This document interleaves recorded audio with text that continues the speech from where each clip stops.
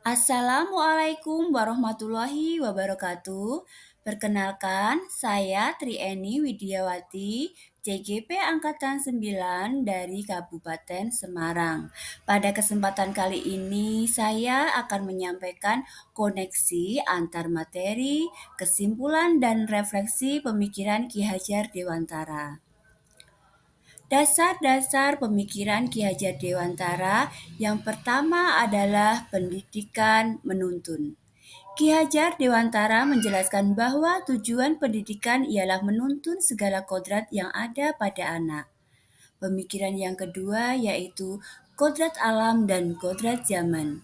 Kodrat alam merupakan kondisi yang telah anak bawa sejak ia lahir, yakni berupa kultur budaya dan lingkungan tempat anak tersebut tumbuh. Sedangkan kodrat zaman ialah perubahan yang terjadi dari waktu ke waktu.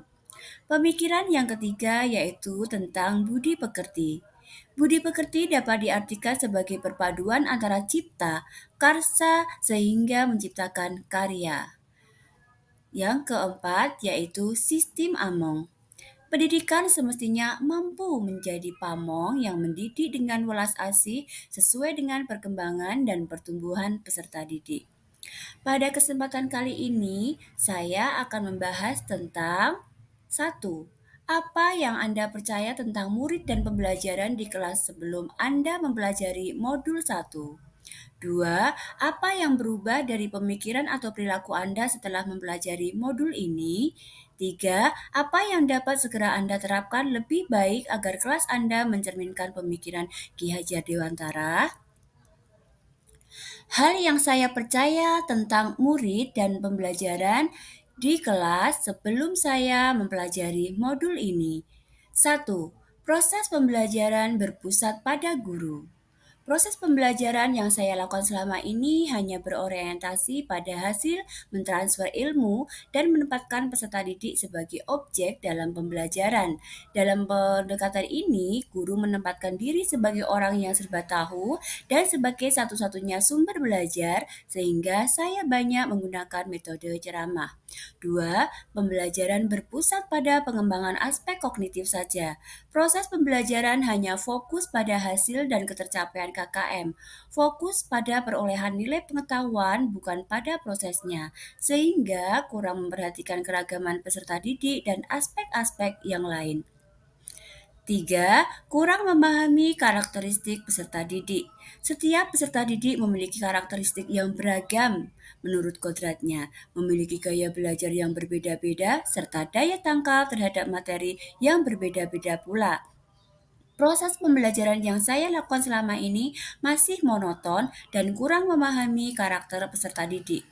4. Penanaman budi pekerti hanya terdapat dalam pelajaran agama dan PPKN saja. Selama ini pembelajaran di kelas kurang menekankan pada penanaman budi pekerti yang merupakan dasar pemikiran dan berperilaku peserta didik. Budi pekerti hanya diajarkan pada pelajaran agama dan PPKN saja. Apa yang berubah dari pemikiran dan perilaku saya setelah mempelajari modul ini? Yang pertama yaitu proses pembelajaran berpusat pada peserta didik.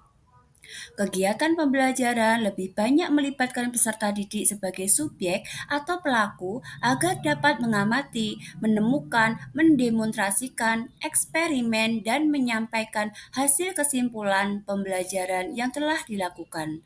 Sehingga pembelajaran berlangsung menarik, bermakna, dan memberikan pengalaman mendalam bagi peserta didik.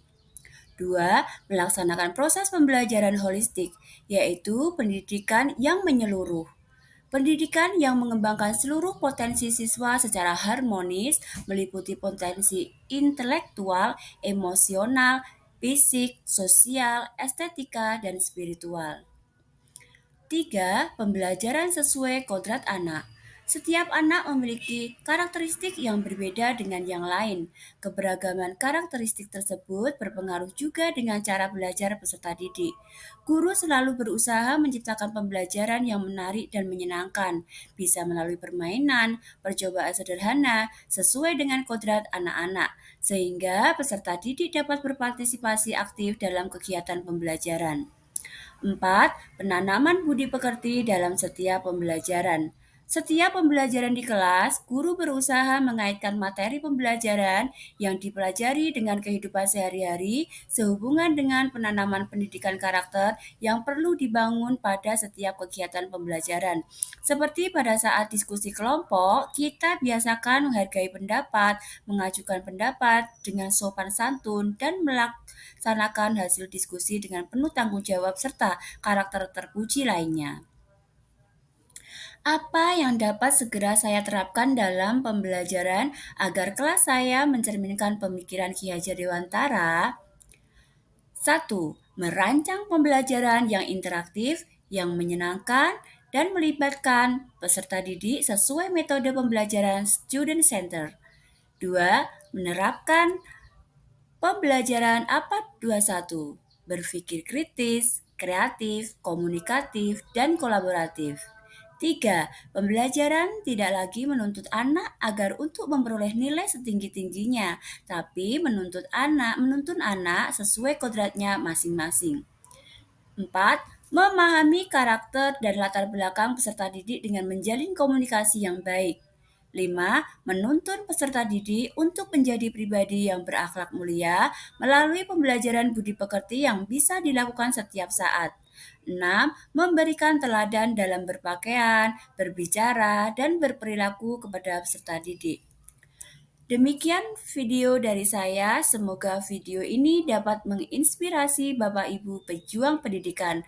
Salam dan bahagia Bapak Ibu guru penggerak.